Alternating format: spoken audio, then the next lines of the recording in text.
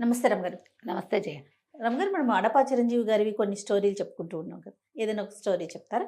ఆయన 10 కథలున్న 2 పుస్తకాలు పంపించారు మనకి. 2 పదులా? 1 పదా? 2 కలిపి 10. ఓకే. చాలా చెప్పాం కదా. అవునవును.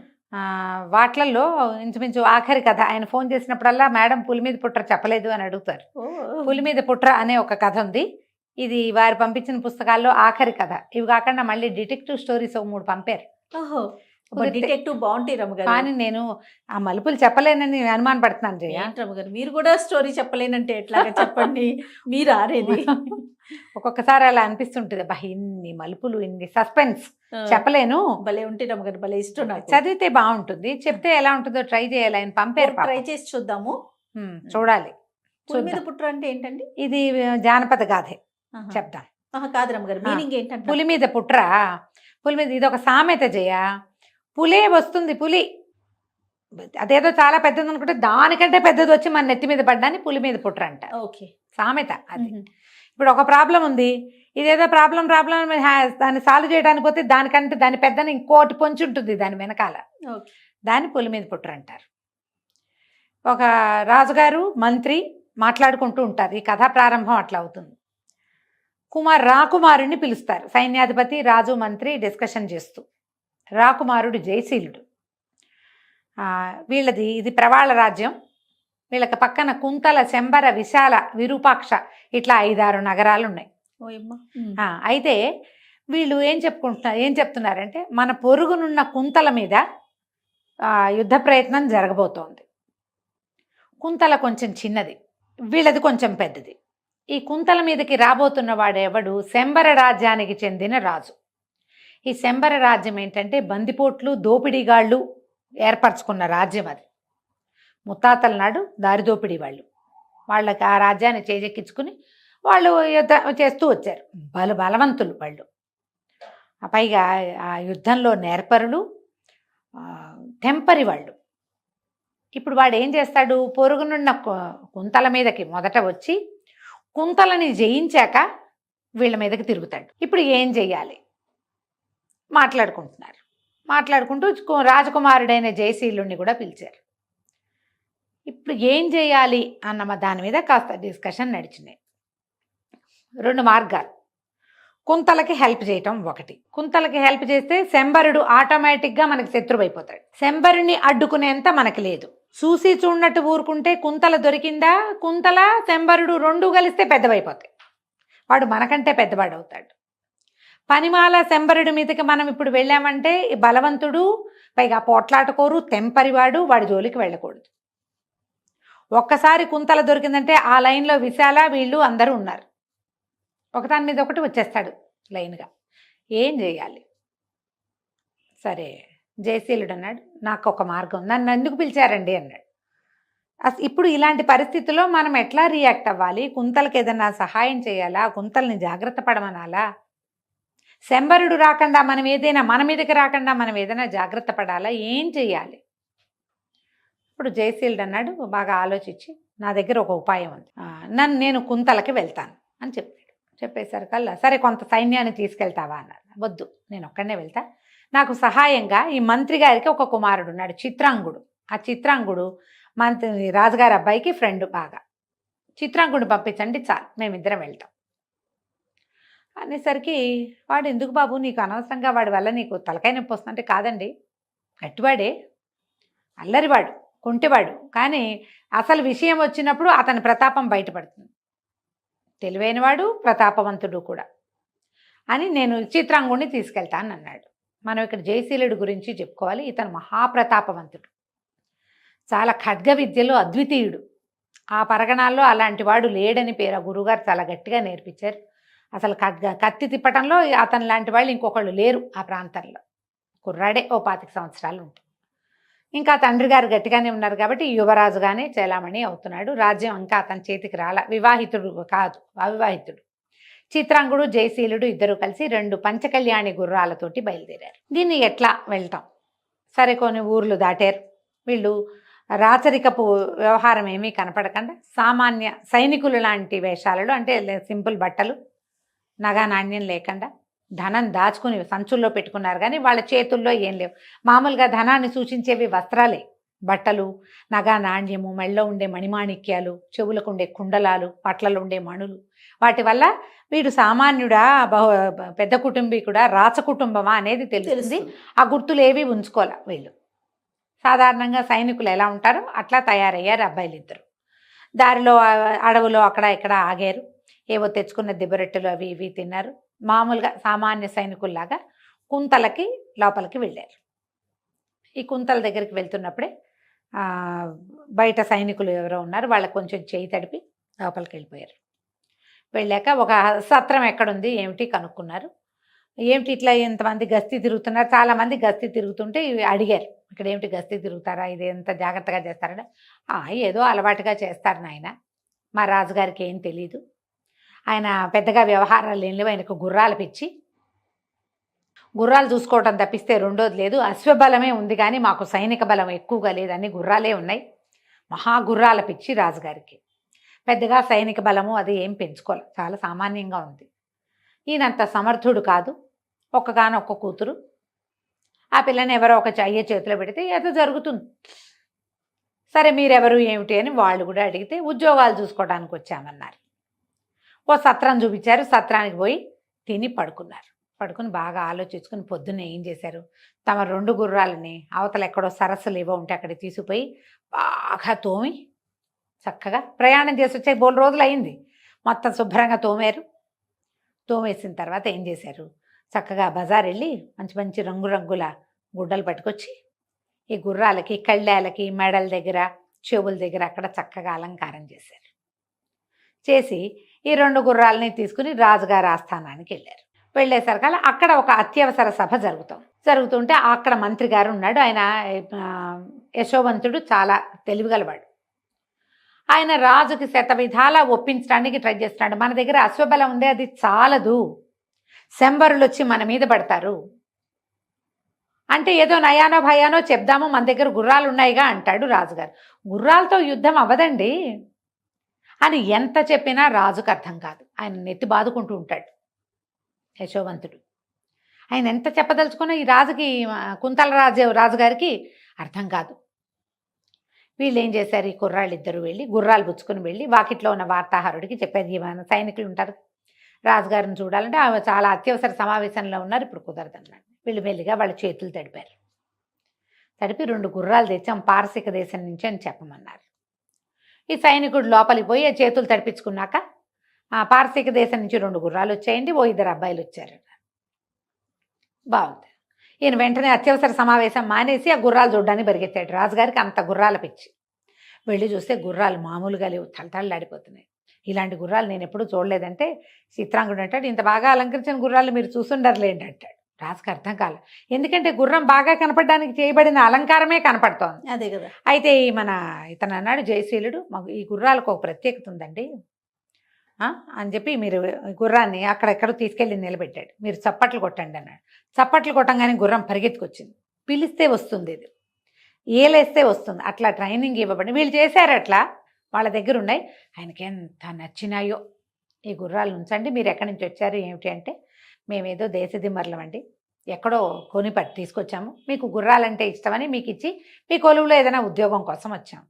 అయితే సరే మీరు అశ్వశాలలో ఉండండి, అశ్వాధ్యక్షుడిగా ఒకడు, వాడు అసిస్టెంట్గా 2వ వాడు ఉండండి అని వాళ్ళని దించుకున్నాడు. ఇద్దరికి ఉద్యోగాలు వచ్చాయి. వెంటనే వీళ్ళు ఏం చేశారు, ఏ సత్రంలో తాము దిగారో అక్కడ చుట్టుపక్కల అందరి భిక్షకులు వాళ్ళు వీళ్ళు ఉంటే అందరికీ దుప్పట్లు గిప్పట్లు కొనిపెట్టారు. డబ్బులు తెచ్చుకున్నారు కదా, ఇక్కడ కోటలో పాగా వేశామని. తర్వాత ఏమైంది, మర్నాడు వీళ్ళు ఉద్యోగాల్లో చేరడానికి వెళ్ళారు. రాజుగారికి ఒకే ఒక అత్యద్భుత సౌందర్యవతి అయిన కూతురుంది. వీళ్ళు గుర్రాలశాల అవి సవరిస్తుంటే రాజుగారి అమ్మాయి సౌందర్యవతి అయిన స్వప్నమాధురి అనే రాజకుమార్తె ఇక్కడికి వచ్చింది. కొత్తగా గుర్రాలు వచ్చాయి చూద్దామని. ఆ గుర్రాలు చాలా బాగున్నాయని వాళ్ళ నాన్న చెప్పాడు. ఓ గుర్రం ఎక్కింది. ఆ గుర్రమేమో ఆ అమ్మాయిని పడేయటానికి ప్రయత్నం చేసింది. ఇతను బాగా కంట్రోల్ చేసి జయశీలుడు ఆ గుర్రాన్ని ఆపి ఆమెను దింపాడు. ఆమె కాస్త చూసేసరికల్లా వీడు ఉద్యోగస్తుడిలాగా కాకుండా చక్క తలతల్లాడే మొహంతో శౌర్యము ప్రతాపము కనపడుతున్నాయి. జబ్బలు గిబ్బలు పొంగి మంచి బలశాలిగా ఉన్నాడు. ఈ అబ్బాయి మీద ఇంట్రెస్ట్ మొదలైంది అమ్మాయికి. పొద్దున సాయంత్రం 3-4 రోజులు వరుసగా వచ్చింది గుర్రాలు చూసే నెపంతో. ఈ జయశీలుడు కూడా ఆ రాజకుమార్తె ప్రేమలో పడ్డాడు. ఇప్పుడు తను రాజకుమారుడు, రాజకుమార్తెని ప్రేమించడం ఓ కథ అయితే, రాజకుమార్తె అశ్వశాలలో ఉద్యోగం చేసేవాడితో ప్రేమలో పడ్డం ఏంటి చెప్పు? ఆ కాలపు కథలన్నీ ఇలాగే ఉండేవి. రోజు వచ్చేది, మెల్లిగా వీళ్ళిద్దరికి ఫ్రెండ్షిప్ అయింది. అయితే ఇంతలో ఏమైంది, ఈ శంబర రాజ్యం నుంచి ఇది వచ్చేస్తోందని, ఏమిటి యుద్ధం రాబోతోందని వాళ్ళకి ఖచ్చితంగా తెలిసిపోయింది యశోవంతుడికి. మహారాజా వీళ్ళు యుద్ధానికి రాబోతున్నారు, మనం ఏదైనా జాగ్రత్త పడాలి, ఏమైనా చేయాలంటే సరే ఈయన బాగా ఆలోచించి, రాజ్యం కనుక కొల్లగొడితే ఏమవుతుంది, రాజు అవుతాడు, పోనీ మన అమ్మాయిని అతనికి ఇచ్చి పెళ్లి చేస్తామని ఒక ఉత్తరం రాస్తే సరిపోతుంది కదా అని చెప్పి, మా రాజకుమార్తెని మీకు ఇచ్చి పెళ్లి చేస్తామని ఉత్తరం రాయించారు. ఆ అవతల వాడు ఉన్నాడు కదా శంబర రాజ్యానికి రాజు, మార్తాండు ఆ రాజు, ఏది శంబర దేశానికి రాజు, అతను ఎట్లాగూ యువకుడే, వివాహం చేసుకుని యువకుడు కాపోయినా వివాహాలు చేసేవాళ్ళు. రాజకుమార్తెని ఇచ్చి పెళ్లి చేస్తామని ఉత్తరం రాయించారు, పంపించారు. వాడేం చేశాడు, రేపొద్దున మీ రాజ్యం మా వశమైతే మీ రాజ్యం అంతా మాదే, మీ యువరాణి కూడా మాదే, ఇప్పుడు కొత్తగా పెళ్లి చేసుకోవటం ఎందుకు, మీ యువరాణిని మాకు పెళ్ళి అక్కర్లా, మీతో మాకు సంబంధం అక్కర్లా, రేపు చచ్చినట్టు మీరు మాకు లొంగుతారు, మేము ఎలాగూ మీ మీద గెలుపొందుతాం అని మీ యువరాణి మాకు అక్కర్లేదని రాసేసాడు. ఏం చేయాలో తెలియలా, యుద్ధం ముంచుకొచ్చేలాగా ఉంది, ప్రమాదాలు అన్ని పక్కల నుంచి ముంచుకొచ్చేస్తుంది, ఏం చేయాలి? అయితే చాలా దిగులు పడుతున్నారు. జయశీలుడు చిత్రాంగుడు రాజాల మందిరంలో తిరుగుతూ మెల్లిగా వార్తలు సేకరించుకుంటూనే ఉన్నారు. ఒకరోజు స్వప్నమాధురి వచ్చినప్పుడు అమ్మాయి చాలా దిగులుగా ఉంది. ఏంటి అంటే ఏదో యుద్ధం రాబోతోందిట, మనకి సైనిక బలం లేదని మంత్రి గారు బాధపడుతున్నారు, మరి మెల్లిగా మా చెలికత్తెలందరూ ఇక్కడ ఉద్యోగం మానేస్తే సరిపోతుంది అన్నట్టుగా ఇలాంటి భావాల్లోకి వెళ్ళిపోయారు, నాకు చాలా బెంగగా ఉందంటే ఇతను అన్నాడు, నా దగ్గర ఒక మంచి ఆలోచన ఉంది, మీ నాన్నగారితోటి మాట్లాడించు, నేను చెప్తానన్నాడు. అనేసరికి సరే ఈ అమ్మాయి ఏం చేసింది, తండ్రికి చెప్పింది, ఇతను మనకి అశ్వశాలలో ఉన్న అతను నీకు 2 గుర్రాలు తెచ్చిపెట్టాడు కదా, వాళ్ళ దగ్గర ఒక ఉపాయం ఉందంటున్నాడు, నువ్వు మాట్లాడమని. సరే రాజుగారికి ఈ సమయం ఏంటి, విపత్కర పరిస్థితుల్లో వాడి చిన్న ఉద్యోగి, వాడు చెప్పేది ఏమిటి అట్లా అనుకోలే, సరే మాట్లాడదామని మంత్రి గారిని కూడా కేకేసుకొచ్చారు. మంత్రి, రాజు, యువరాణి, చిత్రాంగుడు, జయశీలుడు అందరూ కూర్చున్నారు. కూర్చుంటే జయశీలుడు అన్నాడు, దీనికి సరిపడా ఉపాయం నేను చెప్పగలను, చేయగలను, నాకు మీరు ఒక్క అవకాశం ఇవ్వాలి. ఈయన అన్నాడు, అయితే నేను మంత్రిని చేస్తానన్నాడు రాజు. ఆయనకి ఈ పరిస్థితి తప్పాలంతే, ఒప్పుకోలే జయశీలుడు. నన్ను మంత్రిని చేయటం ఏంటండి, యశోవంతుడు చాలా అద్భుతమైన వ్యక్తి, రాజ్యానికి మంత్రి ఇలాంటి వాళ్లే ఉండాలి. ఆయనకి సంతోషం వచ్చింది మంత్రి గారికి, కుర్రాడు వినయశీలిగా ఉన్నాడు, బాబు నీ ఉపాయం ఏమిటి చెప్పు అన్నాడు. కొన్ని రోజుల పాటు రాజ్యంలో నేనేం చెప్తే అది జరగాలి, వీళ్ళని నయానా భయానా మనం బయటికి పంపించాలి. ఇప్పుడు మన రాజ్యంలో మనకి ఏముందో ఏం లేదో వార్తలు తీసుకెళ్ళడానికి తప్పకుండా కొంతమంది జనం ఈ ఊళ్ళో తిరుగుతున్నారు, అలాగే చేస్తారు. రాజుల విధానం ఏమిటి, కొంతమంది గూఢచారులను పంపిస్తారు, వాడిక్కడ ఆనుపాను తెలుసుకుంటాడు కదా, ఆ వచ్చిన వాళ్ళని మనం మిస్లీడ్ చేయాలి, పక్కదోవ పట్టించాలి. కాబట్టి సైనికులందరూ సైన్యాధిపతితో సహా నా మాట వినాలి, ఇంతేనన్నాడు. ఒప్పుకున్నారు. ఒప్పుకోగానే ఇతను ఏం చేశాడు, కొంతమందిని సెలెక్ట్ చేశాడు. రాజుగారికి ఎంత సైనిక బలం ఉందో, ఎంతమంది వచ్చినా తిప్పికొట్టి విసిరేసి పారేయగలరు అని ఒక పుకారు లేవదీశాడు. ఈ కుర్రాళ్ళందరూ అక్కడ ఇక్కడ కూర్చుని యుద్ధం, శంబర యుద్ధం, వాడేం చేస్తాడు, వాడి దగ్గరే ఉంది కత్తి కటారు తప్ప, మన దగ్గర విచిత్రమైన ఆయుధాలు ఉన్నాయి తెలుసా అని చెప్పడం మొదలుపెట్టారు. పెద్దవాళ్ళు అదేమిటి మన దగ్గర గుర్రాలేరా ఉన్నాయంటే, కాదులే తాత నీకు తెలీదు, చాలా చేస్తున్నారు, అసలు ఎప్పటి నుంచో జరుగుతుంది తెలుసా అని కుర్రాళ్ళు ఒక 10 చోట్ల మాట్లాడేసరికల్లా ఇవి ఆనుపాను అందుకోవటానికి జనాలు మాట్లాడే చోటకు చేరతారు గూఢచారులు. అయ్యి బాబు వీళ్ళ దగ్గర గుర్రాలు ఉన్నాయనుకున్నా, వీళ్ళ దగ్గర అదేదో ఉందా అని వాళ్ళు ఒక్కొక్కడు తెలుసుకోవటం మొదలుపెట్టారు. ఊరంతా ఇదొకటి. అక్కడి నుంచి రెండోది ఏం చేశారు, ఆయుధాలు తయారు చేయడానికి ఒక ప్రత్యేక స్థలం ఏర్పరిచాడు, కొత్త ఆయుధాలన్నీ. ఇది ఒకటి జరుగుతుంది కార్ఖానా. అక్కడి నుంచి ఈ ఉన్న సైనికుల్లోనే పదునుగా బాణాలు వదలగలిగిన వాళ్ళని ఒక గుంపును తయారు చేశారు. మీరందరూ కోట గోడల మీద ఉండండి, మీకు ఎస్ అన్నప్పుడు బాణాలు కొట్టేయండి, మనిషిని పడగొట్టిన వాడికి 100 వరహాలు చొప్పునిస్తాం, మీ జీతంతో పాటే ఎక్స్ట్రా అనగానే వీళ్ళు బాణం లక్ష్యశుద్ధిగా చేసేవాళ్ళు రోజు ప్రాక్టీస్ చేసుకుని స్పీడ్ అయ్యారు. ఇప్పుడు ప్రాక్టీస్ చేయాలంటే వాడు అక్కడెక్కడో చేయడుగా, ప్రతివాడు పొద్దున్నే పనిచేసి సాయంకాలం ఇంటికి వెళ్తాడు, వాకిట్లో నుంచి బాణాలు వేసుకుంటాడు. చూసిన వాళ్ళకి ఏమనిపిస్తుంది, అమ్మో వీడు ప్రాక్టీస్ చేస్తున్నాడు అంటే రేపొద్దున ఏదైనా వస్తే వీడు ఇదనమాట. ఇలాంటిది కొంత జరిగింది. ఈ జనాల్లో ఒక్కొక్కళ్ళు ఎవరితోటి మాట్లాడుతున్నారు, ఎవరు ఫాలో అవుతున్నారు గమనించడం మొదలుపెట్టారు. ఈ గుంపుని కొంతమందిని రెడీ చేశాడు. ఎవరైతే విషయాలు వింటున్నట్టుగా ఒక్కొక్క చోట విషయాలు సేకరిస్తున్నట్టుగా కనపడుతున్నారు, కామన్గా ప్రతి చోట కనపడుతున్న మొహాలు ఏమిటి, వీటి అబ్జర్వేషన్. ఇప్పుడు ఒకసారి కనుక ఈ పని మొదలు పెడితే అన్నీ అబ్జర్వ్ చేస్తారు. చిత్రాంగుడు కూడా ఈ పనుల్లో ఉత్సాహంగా పాల్గొనటం మొదలుపెట్టాడు. ఏం చేశారంటే ఒకరోజు రాత్రి ఈ జనాలు కాస్త కొంతమంది మాట్లాడుకుంటుంటే ఒకడు మాట్లాడుతున్న వాళ్ళ దగ్గరికి వచ్చాడు. అదేంటి మీ దగ్గర ఇదివరకు ఏం ఉండేవి కాదే, ఇప్పుడు ఎలా వచ్చాయి అని అడిగాడు. ఇప్పుడు రావటం ఏంటి, ఎప్పటి నుంచో వచ్చినాయి, ఏనాటి నుంచో చేస్తున్నారు, ఎన్ని ఆయుధాలు తయారవుతున్నాయో అసలు ఒక్కొక్క దాన్ని చూస్తే కళ్ళు తిరిగిపోతున్నాయి అన్నాడు చిత్రాంగుడు. వాడు కొండగొర్రెలాగా చూస్తున్నట్టు అలా చూస్తున్నాడు అనమాట. కాసేపు అయ్యాక మాటలన్నీ అయిపోయాక వాడు నడిచి వెళ్ళటాన్ని చూశాడు చిత్రాంగుడు.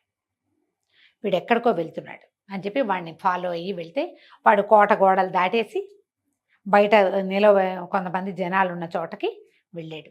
ఆయుధాలు తయారవుతున్నాయట, మీరందరూ వెళ్ళి మార్తాండుడికి తెలియజేయండి, ఇలాంటివి మాట్లాడుకున్నాక అసలు ఇవి ఎక్కడ తయారవుతున్నాయో చూడడానికి వీళ్ళు వరుసగా ఈ కోట గోడల దగ్గర చేరి లోపలికి రావడానికి ప్రయత్నం చేశారు. వెంటనే చిత్రాంగుడు విజిలేశాడు. వీళ్ళకి ఈలే వాళ్ళ సాధనం.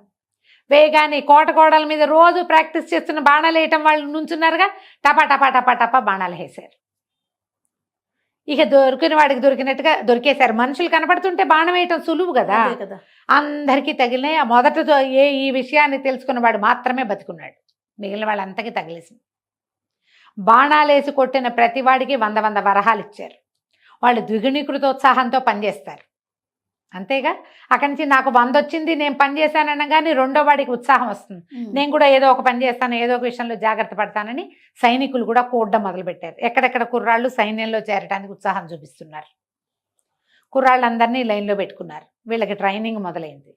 అక్కడి నుంచి ఆయుధాగారాలు మొదలైనాయి. అసలు ఊళ్ళో 10 చోట్ల ఆయుధాలు తయారవుతున్నాయి అనేంత సినిమా చూపించారు. ఈ మిగిలిపోయాడుగా ఒకడు, వీడు పరిగెత్తుకుంటూ మార్తాండుడి దగ్గరికి వెళ్ళాడు. చాలా ఉందండి సైన్యము, అసలు ఎన్ని బాణాలు వేశారో, అందరూ పోయారు, నేను ఒక్కడనే మిగిలాను. ఊళ్ళో 10 చోట్ల ఉన్నాయట ఆయుధాగారాలు, ఎక్కడెక్కడ తయారవుతున్నాయో తెలీదు, ఏమైపోతుందో అర్థం కావట్లేదు అంటే వీళ్ళు ఏమన్నారు, అలా కాదు, మేము ఒకసారి వచ్చి కోటలో వెతుకుతాం, ఒక గుంపును పంపిస్తానన్నాడు. ఈ కోటకి అన్ని పక్కల గోడల మీద నుంచి పైకి ఎక్కటానికి అవకాశం ఉంది. కోట గోడ కూడా ఇట్లా సాఫీ గోడ కాదు, మలుపులుగా ఉంటుంది. ఆ మలుపుల్లో ఎక్కిసేయచ్చు ఈజీగా. సరే, వీళ్ళు ఒక 200 మందో 180 మందో కోట గోడలకి ఎక్కడం మొదలుపెట్టారు. అయితే ఈ గోడల మలుపుల్లో ఇంతంత హంసల్లాంటి బొమ్మలు ఉన్నాయి. ఆ హంస ఇట్లా వంగి ఉన్నట్టుగా కనిపిస్తోంది, చెక్క హంసలాగా కనపడుతోంది, అలంకారానికి పెట్టారు. ఈ పైనుంచి కింద నుంచి ఎక్కుతుంటే సడన్గా ఆ హంస నోట్లోంచి ఇంతంత 25-30 బాణాలు రావడం మొదలుపెట్టాయి. ఓ బాణం తప్పుతుంది, అన్ని బాణాలు ఎందుకు తప్పుతాయి? బాణం తగిలిన వాడు తగిలినట్టు చచ్చిపోయారు, మొత్తం కింద పడిపోయాయి. పైగా వీళ్ళ శరీరాలు నల్లగా మాడిపోయినాయి, విషపు బాణాలు. ఈ చెక్క హంసల్లోంచి బాణాలు రావటం ఏంటి? ఇదేదో కొత్త విద్య, మనకు తెలీదు, వీళ్ళకి తెలుసు. మళ్ళీ కింద పడిపోయిన వాళ్ళని కింద ఉన్న వాళ్ళు మోసుకుపోయారు, అంతా చచ్చిపోయారు. 2-3 మిగిలారు అంతే వాళ్ళు. ఇది కూడా మార్గం కాదు. ఏమిటి ఈ ప్లాన్లు ఎట్లా వస్తున్నాయి? ఇంతకుముందు వీళ్ళకి ఏమీ లేదు, ఈ చెక్క హంసలు కొత్తగా పెట్టబడ్డాయి. అప్పుడు మెల్లిగా వార్తలు తీసాక ఇదంతా ఒక యువకుడు నడిపిస్తున్నాడు. వీడేవిడ్రా పులి మీద పుట్రా, వాడెవడు? రాజకుమారుడు కాదు, రాజకుమార్తెకి వివాహం కాలేదు, రాజుగారికి అసలు కొడుకులే లేరు, మంత్రికి కొడుకులు లేరు, కూతుళ్ళే ఉన్నవంతా. వీడెక్కడి నుంచి వచ్చాడు? ఆను పాను తీశారంతా. తీస్తే ఏముంది, వాడు ఒక గుర్రాలు పుచ్చుకొచ్చాడు, గుర్రాల దగ్గర పనిచేస్తాడు. కానీ వాడి కనుసన్నల్లోనే మొత్తం సైన్యం ఉంది తెలుస్తోంది. వాడిని ఎట్లా పట్టాలో తెలియలే, ఏం చెయ్యాలి? సరే, ఒక్కసారి మొత్తం దండులాగా వచ్చి పడిపోతాం. ఈ లోపల రాజకుమార్తెకి తెలిసింది, తను పెళ్లి చేసుకుంటాం చేస్తామని వీళ్ళు అడిగారని, వాళ్ళు వద్దన్నారని. ఈసారి ఇప్పుడు ఎందుకు రాజకుమార్తెని పెళ్లి చేసుకుంటాను, ఉత్తరం రాద్దాం కదా అని మార్తాండు అండుకో అనుకున్నారు. ఓ ఉత్తరం పంపించారు, మీ రాజకుమార్తెని పెళ్లి చేసుకోవడానికి నేను రెడీ అని.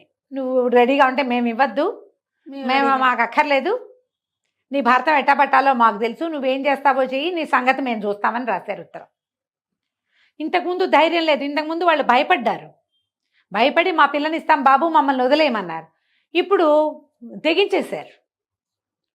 వాళ్ళు తెగించినప్పుడు మనము తెగించాలి. దండుగా పడిపోదామని మార్తాండు కుప్పలు తెప్పలుగా జనాలు వేసుకుని ఒక్కసారిగా వచ్చేసాడు.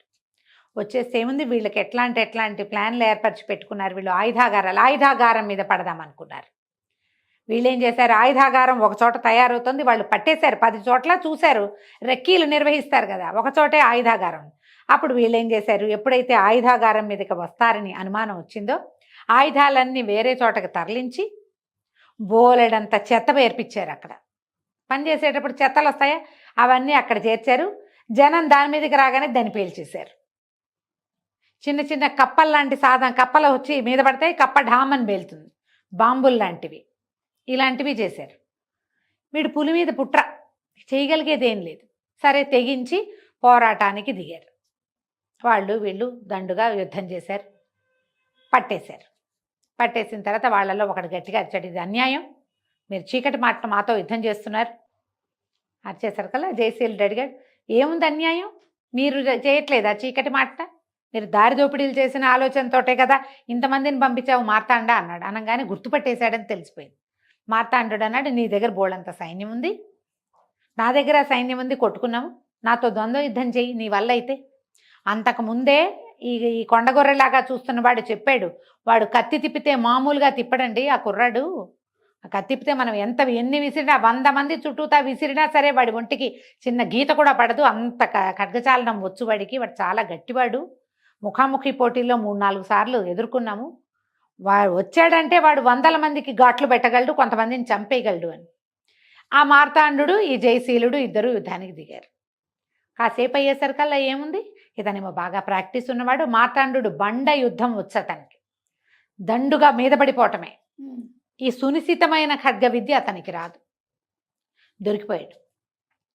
దొరికిపోతే ఇతను చెప్పాడు జయశీలుడు, నువ్వు ఒక రాజువి, కానీ మీ పూర్వకాలం అంతా కూడా మీ వాళ్ళు, మీ తాత ముత్తాత బందిపోట్లు, మీకు రాజ్యం దొరికింది కాబట్టి చేసుకున్నావు, చేసుకో, నీ చిన్న రాజ్యం, మా జోలికి రావద్దు, నువ్వు సుక్షత్రియుడు కాదు, నీ వరకు నువ్వేమైనా చేసుకో, మా జోలికి రాకుండా ఉంటానంటే వదిలిపెడతా, లేకపోతే వదిలేస్తే మా వాళ్ళు నిన్ను చంపేస్తారు, నువ్వు సాటి రాజువు కాబట్టి ఇప్పుడు యుద్ధానికి ఎంత ఖర్చు పెట్టావో అంత సొమ్ము అక్కడ పెట్టి వెళ్ళు. ప్రాణాలు దక్కించుకున్నాడు మార్తాండు, ఎక్కడెక్కడి నుంచో సంపాదించాడు, ఎన్ని చోట్ల కొల్లగొట్టారు, ఎత్తుకు నిలువెత్తు ధనం పోసి యుద్ధానికైన ఖర్చు అంతా ఇచ్చి బతుకు జీవుడా అని వెనక్కి వెళ్ళిపోయాడు. ఎప్పుడైతే ఇతను వెనక్కి వెళ్ళిపోయాడో జయశీలుడు చెప్పాడు, మీకు నేను చేయటానికి వచ్చిన పని అయిపోయిందండి, మీకు ఇంకా భయం లేదు, నేను వెళ్ళొస్తానన్నాడు. అనేసరికల్లా ఈ అమ్మాయి ఏమో ఇతన్ని ప్రేమించాను. ఇప్పుడు అశ్వపాలకుడికి ఎట్లా ఇస్తారు కుమార్తెని అంటే, ఇతను చెప్పాడు, నేను పక్కనున్న రాజ్యానికి రాజకుమారుడిని, ఈ సమస్య వస్తుంది, ఇప్పుడు మీ మీదకి వచ్చిన వాడు రేపొద్దున విశాల మీదకి విరూపాక్ష మీదకి అన్నిటి మీదకి వస్తాడు, మీకు ఇబ్బంది వస్తే మాకు కూడా వస్తుందని మీ ఇబ్బంది తొలగించడం కోసం ఈ ప్రయత్నం చేశాను అనేసరికి రాజు ఎంతో సంతోషించాడు. నువ్వు ఒక రాజకుమారుడి అయ్యుండి యువరాజువి, రేపొద్దున రాజు కాబోతూ కూడా నువ్వు ఇంత సాహసం చేసావు, ఇంత సహాయం చేసావు, ఒక ఉద్యోగిగా ఉండి నువ్వే రాజుగా ఉంటే మా రాజ్యాన్ని ఎంత బాగా చూస్తావో, మా అమ్మాయిని స్వీకరించి రాజ్యాన్ని ఏలుకోమన్నాడు. తను ఒప్పుకోలే, మీ అమ్మాయిని స్వీకరిస్తా, రాజ్యం నాకు ఇప్పుడు వద్దు, మీద రాజ్యాన్ని మీరే ఉంచుకోండి, యశోవంతుడు అద్భుతమైన మంత్రి, ఆయన ఆ సలహాని పాటించండి, ఆయన మంత్రాంగంతో రాజ్యం చేసుకోండి అని చెప్పి స్వప్నమాధురిని వెంబడి పెట్టుకుని తీసుకుపోయాడు. స్వప్నమాధురి పక్కన ఇంకో చెలికత్తి ఉంది, ఆ చెలికత్తని చిత్రాంగుడికి ఇచ్చి వివాహం చేస్తామన్నారు. తీసుకుని వెళ్ళిపోయాక అక్కడ పెళ్లి ఏర్పాట్లు చేసుకున్నాక వీళ్ళందరూ వివాహానికి వచ్చారు. వీళ్ళిద్దరూ కలిసి ఉన్నారు, కలిసి హాయిగా ఉన్నారు. అయితే ఈ మార్తాండుని ఎప్పటికప్పుడు దారిలో పెట్టాలి, మనమే మార్తాండుని జయించి వాడి రాజ్యాన్ని సొంతం చేసుకోవాలి అని ఆలోచిస్తూ సుఖంగా హాయిగా కాలక్షేపం చేశారు. పులి మీద పుట్ర సమాప్తం. బాగుంది రమ్మగారు. నమస్తే. నమస్తే జయ. నమస్తే రమ్మగారు. నమస్తే జయ. రమ్మగారు, విక్రమ బేతాళ కథలు ఏదైనా ఒక చెప్తారా? చెప్తా. ఒరిజినల్ స్టోరీస్లో నుంచి ఒక స్టోరీ చెప్పి, పట్టుబదలని విక్రమార్కుడు మళ్ళీ లోపలికి నడిచాడు, శ్మశానం లోపలికి చెట్టెక్కాడు. బేతాళుడు ఆవహించి ఉన్న మృత కళేబరాన్ని భుజాన్ని వేసుకున్నాడు, నడవడం మొదలుపెట్టాడు. నీ ఓపిక మెచ్చుకుంటున్నాను రాజా, నీకు మార్గాయాసం తెలియకుండా ఒక కథ చెప్తానన్నాడు. పూర్వము విద్యాపురం అని ఒక పెద్ద మహానగరం ఉండేది. దానికి కార్తికేయుడు అని ఒక రాజుగారు ఉన్నారు. రాజుగారికి మహాద్భుత సౌందర్యవతి అయిన భగవతి అనే ఒక కూతురు. పిల్ల భలే అందగత్తె. పిల్లకు ఒక 14, 16 సంవత్సరాలు వచ్చాయి. ఓ 16 ఏళ్ళు వచ్చాక ఇంకా స్వయంవరము వ్యవహారము దాకా రాల. వివాహం ఆలోచన చేస్తున్నారు. పిల్లకి మాత్రం ఊహలు చాలా ఉన్నాయి. ఆ పిల్ల ఏం చేస్తుంది, రోజు సాయంకాలం మేడ మీద ఆడుకుంటూ ఉంటుంది. ఈ ఆడుకుంటూ ఉండి ఆ పైనుంచి కిందకి వంగి చూడటము అవి ఎక్కువగా చేస్తుంది. ఏమిటంటే పిల్లకి జనాకర్షణ మీద ఆసక్తి. జనాలు ఎవరైనా వచ్చేపోయే వాళ్ళు ఎవరైనా తనకేసి చూస్తే సంతోషంగా, ఆ వయసులో ఉన్న ఆడపిల్లలకి అది సహజమైన క్రియ. అందుకని ఈ దాసదాసి జనం కూడా ఆ అమ్మాయి ఎంతసేపు కిందకు చూస్తుంటే కాదనేవాళ్ళు కాదు. సరదా పడుతోందిలే, ఏముందా వివాహం కాస్త అయ్యాక ఆవిడ అంతఃపుర స్త్రీ అయిపోతుంది అని చెప్పి ఊరుకునేవాళ్ళు. అయితే ఒకరోజు సాయంకాలం మేడల మీద ఆటలాడుకుంటూ ఈ అమ్మాయి కిందకి వంగి చూస్తుంటే ఆ దారిన పోతున్నటువంటి ఒక బ్రాహ్మణ యువకుడు, ఓ మాధవుడు అనేవాడు, కింద వెళ్తూ కనపడ్డాడు. ఆ అబ్బాయి కేసే చూస్తుంది. ఆ పిల్లాడు ఏదో చూస్తూ పైకి చూశాడు. ఈ అమ్మాయి కనపడింది. చూసుకుంటూ నడుచుకుంటూ పోయాడు. అక్కడ దాకా వెళ్ళాక మళ్ళీ చూద్దామనిపించింది. ఈ అమ్మాయి వెనక్కి వెళ్ళిపోయింది. మళ్ళా వాడు వెనక్కి వచ్చాడు. ఈ అమ్మాయి అబ్బాయి ఉన్నాడో లేదో చూద్దామని మళ్ళీ చూస్తే వాడు వెనక్కి వస్తూ కనపడ్డాడు. వాడు అటు నడిచి ఇటు నడిచి ఇటు నడిచి అటు నడిచి 10 సార్లు అక్కడే పచారులు చేస్తే ఆ పిల్ల పైనుంచి కిందకు చూస్తూ ఇక వాడి చూపులు మార్చుకున్నారు ఇద్దరు. ఆ ఊళ్ళో ఏదో ఒక పెద్ద జాతర లాంటిది జరిగింది. ఈ జాతర చూడ్డానికి రాకుమార్తెని కొద్దిపాటి పరివారంతో పంపించారు రాజుగారు. నలుగురిలోకి వెళ్ళాలి కదా. వెళ్తే ఈ జాతరలో అర్చన చేసే బ్రాహ్మణ సమాజంలో ఒక పెద్ద ఆయన కుమారుడే ఈ మాధవుడు. ఈ భగవతిని ఆ అమ్మాయి రాజకుమార్తె వస్తుందని తెలిసి వాడు అక్కడే కాపు కాసి ఆ అమ్మాయి కళ్ళలో కళ్ళు పెట్టి చూడడం, అటు ఇటు నడిచారు, చూసుకున్నారు. ఎట్లా రాజకుమార్తె దగ్గరికి వెళ్ళాలి. ఆమె చుట్టూతో 10 మంది దాదులు, 25 మంది చెలికత్తెలు, 100 మంది సైనికులు, కత్తి కటార్లు పుచ్చుకున్న వాళ్ళు. చూడగలడు కానీ ఇంకేమీ చేయలేడు. ఆ అమ్మాయిని ఎక్కడో రాశాడు కలుద్దామా అని. ఆ అమ్మాయి కలుద్దాము అని రాసింది, కానీ ఎక్కడ ఆ అమ్మాయికి తెలీదు, వీడికి తెలీదు.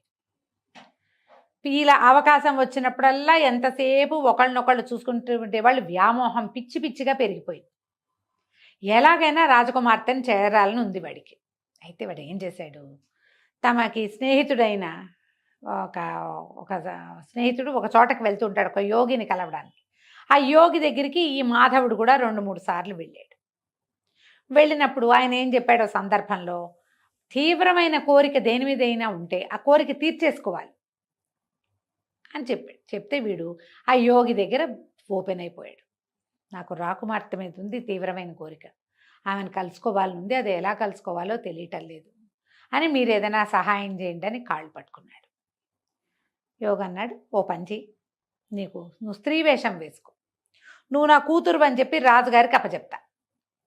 రాజుగారు ఆడపిల్లలు ఎవరైనా గనక తనకు అప్పచెప్పబడితే వాళ్ళని తీసిపోయి అంతఃపురంలో పెడతాడు. కన్యాంతఃపురంలోకి ఆటోమేటిక్గా వెళ్ళిపోతావు.